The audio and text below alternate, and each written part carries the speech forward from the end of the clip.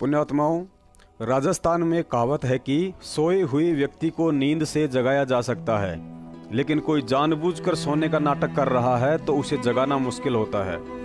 और इसमें कोई संशय नहीं है कि यह नाटक आज 70% संगत कर रही है। सतलोक आश्रम मैनेजमेंट की पिछले 4 वर्षों से प्रत्यक्ष में सैकड़ों गलतियां प्रमाणों सहित देखने के बाद भी अच्छे लोगों ने हाथ में चूड़ियां पहन रखी हैं। संगत इतनी कायर बन चुकी है कि किसी भी कोऑर्डिनेटर, नामदान संचालक या मैनेजमेंट के गुंडों से सवाल तक करने की हिम्मत नहीं रखती है। लेकिन वही दूसरी तरफ यदि सतलोक आश्रम मैनेजमेंट के गुर्गे अपने बचाव में सत्सेवकों के खिलाफ अगर कोई एक झूठा संदेश संगत में डाल देते हैं तो झट से उन 70% कायर भक्तों की सवाल करने की औकात हो जाती है। और आजकल मैनेजमेंट की तरफ से 2 सवाल संगत में घूम रहे हैं। उनमें से पहला झूठा आरोप मुझ दास पर यह है कि पवन दास के घर पर नामदान केंद्र था, लेकिन वह नामदान पर पैसों में गफलत करने लग गया और पता चलने पर गुरुजी ने पवन से नामदान केंद्र छीन लिया। पुण्यात्माओं, दास की आदत इन कोऑर्डिनेटर, नामदान संचालकों और गुरुजी के परिवार वालों की तरह थूक कर चाटने की नहीं है। आज मुझे यहाँ सफाई देने की कोई जरूरत नहीं थी, लेकिन इन झूठी अफवाहों में आकर कुछ मूर्खों के कर्म बिगड़ रहे हैं, जो बिना किसी प्रमाण व सोचे समझे दास की एक दूसरे से चुगली करते फिरते हैं। दास सर्व संगत के सामने वह सतगुरु देव जी को साक्षी मानकर बताना चाहता है कि जिस समय जयपुर में नामदान केंद्र खोलने के लिए राजस्थान के स्टेट कोऑर्डिनेटर प्रकाश जोधपुर, बलजीत का लड़का अनिल और महेंद्र का जवाई संजय फौजी खानपुर वाला जगह जगह घूम रहे थे, लेकिन उस समय जयपुर में उन सभी भक्तों ने अपने घर पर नामदान केंद्र खोलने से साफ साफ मना कर दिया था, जो आज अपने आप को बहुत बड़े थोते सूरमा समझ रहे हैं। अंत में जब मैनेजमेंट को कोई रास्ता नजर नहीं आया तो मुझदास की प्रार्थना पर मेरे घर पर नामदान रख दिया गया। तकरीबन 2 महीने तक दास के घर पर नामदान केंद्र रहा था और ना ही उस समय तक मुझे इस फर्जीवाड़े का पता था कि यह सब केवल मैनेजमेंट का पैसा कमाने का धंधा है। लगभग 2 महीने के बाद किसी व्यक्ति की शिकायत पर नजदीकी थाने से मेरे घर पर पुलिस आई और मुझे नामदान केंद्र बंद करने का अंतिम अल्टीमेट देकर चली गई। दास ने स्टेट कोऑर्डिनेटर प्रकाश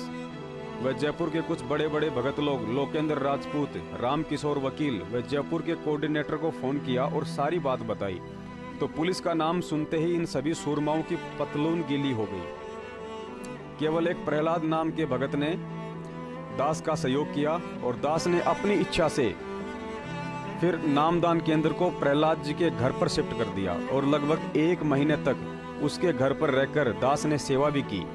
लेकिन उसके बाद जैसे ही दास को इस मनमाने आचरण और फर्जीवाड़े का पता चलने लगा तो दास ने किनारा करना शुरू कर दिया। और आज जब सतलोक आश्रम मैनेजमेंट के इस गोरख धंधे की पोल खुल रही है तो मुझ दास पर घटिया आरोप लगा रहा है कि नामदान की सेवा पवन दास से गुरुजी के आदेश से छीनी गई थी, क्योंकि वह भक्तों का पैसा खाता था।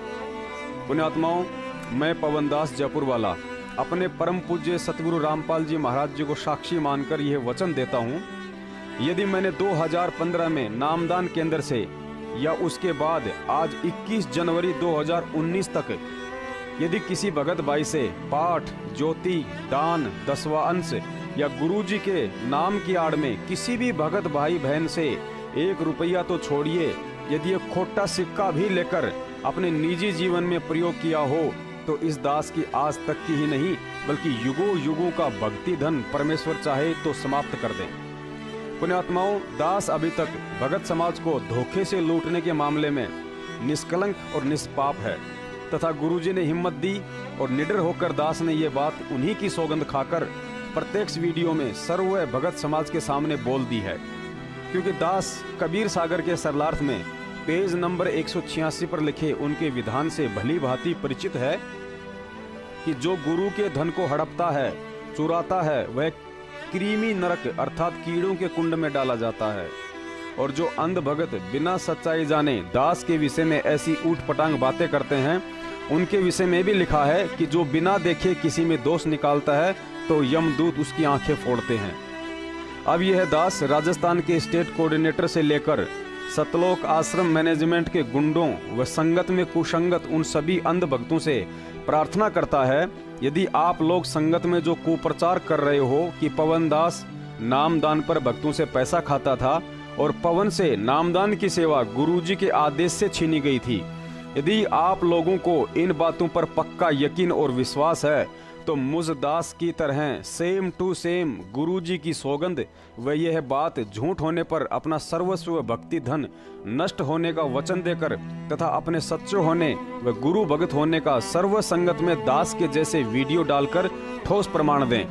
ताकि भगत समाज को विश्वास हो जाए कि वास्तव में पवन जयपुर वाला झूठा है और सतलोक आश्रम मैनेजमेंट के गुंडे होकर भी पाक साफ हैं और वर्षों से गुरु का धन चुराकर क्रीमी नरक में जाने की तैयारी कर रहे हैं। अगर यह वीडियो देख रही वह अंध संगत जो बिना प्रमाण देखे ही सत्सेवकों पर सवालों के पत्थर फेंकने लग जाती है,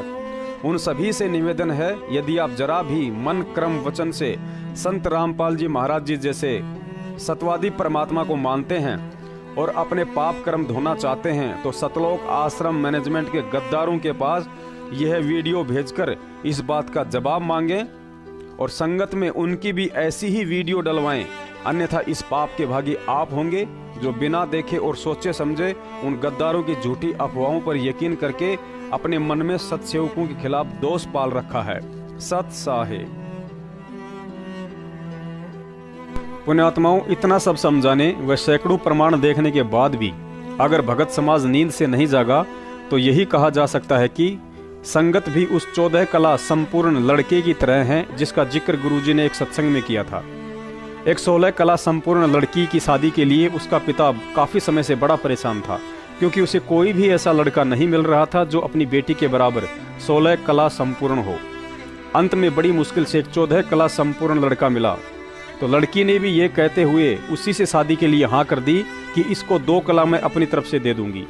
शादी के उपरांत लड़की ने अपने पति से कहा कि पहले आप मुझे उन 2 कलाओं के विषय में बताइए जो आप नहीं सीख पाए हैं, ताकि मैं आपको उन 2 कलाओं से भी परिपूर्ण कर दूं, तो हम दोनों पति पत्नी 16 कलाओं युक्त हो जाएंगे। लड़के ने कहा कि पहली कला तो ये है कि मैं अपनी बुद्धि से कोई चीज समझ सकता नहीं, और दूसरी ये है कि अगर कोई दूसरा मुझे समझाना चाहे तो मैं किसी के बाप की मानता नहीं। इतना सुनकर लड़की दोनों हाथों से सिर पकड़कर कोने में जा बैठी और बोली, मेरे तो फूटे भाग। ठीक यही हालत आज तत्वज्ञानी संगत की हो रही है। इनकी 14 कलाओं का तो परमात्मा ही जाने कौन कौन सी हैं, लेकिन वर्तमान में उस लड़के की तरह 2 कलाएं ऐसी जबरदस्त हैं जिनका दुनिया में कोई मुकाबला नहीं। प्रथम तो इनकी स्वयं की बुद्धि में सतलोक आश्रम मैनेजमेंट का मनमाना आचरण देखकर भी कोई चीज घुसती नहीं कि सही और गलत क्या है तथा हमें क्या करना है। और दूसरी, जब पिछले 4 साल से सैकड़ों सबूतों के साथ सत्सेवक समझा रहे हैं कि बरवाला कांड कलयुगी भाई महेंद्र की कुछ धर्म गुरुओं व राजनेताओं के साथ मिलकर रची गई सतगुरुदेव जी के खिलाफ एक साजिश है, तो इस बात को कतई मानने को तैयार नहीं।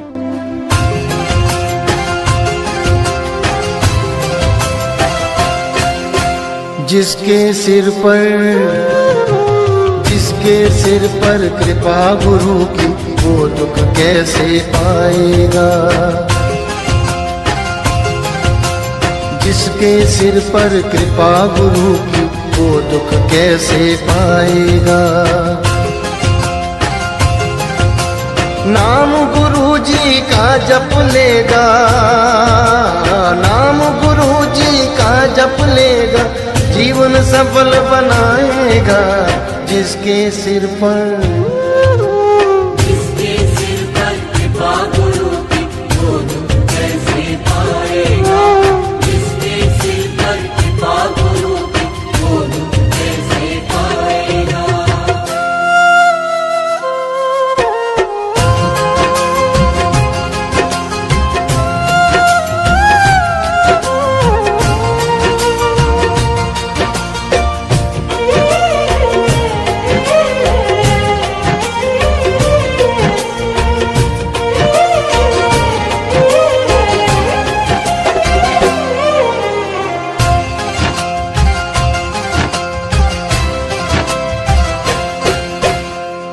आप सवारे आप सजाए, तेरे जीवन के सारे कष्ट मिटाए।